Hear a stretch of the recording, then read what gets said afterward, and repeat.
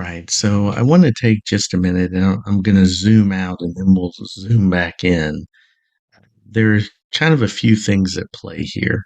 One, we have my Supernote, which all of you know, big fan of the Supernote. The A5X is my go-to.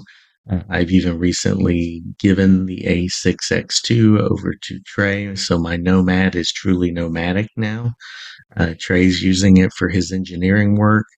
I really just wasn't utilizing the device to its full potential, and I'd rather have someone get use out of that device than have it just go with me to and from work and not get utilized.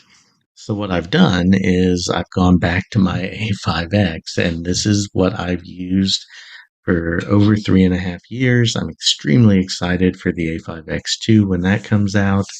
I'm hoping to get a device from RADA whenever they start sending out review units, and that way I can share that information with you, all the different enhancements and different things going on.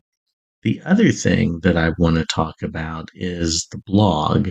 And you can see over here, I came up with three major takeaways in this blog, and we'll go through that in detail as well.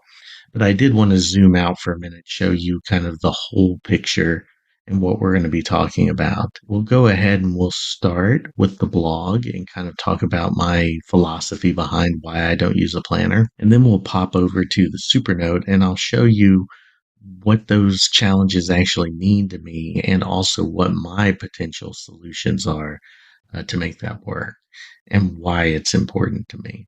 And I'm not going to go into Obsidian in this particular video. Obsidian is kind of the third leg of the stool here. So I use the Supernote, which includes the calendar and everything. I use um, Google Tasks, and we will look at that a little bit. And then I use Obsidian to kind of tie everything together and make it all work the way that I want it to.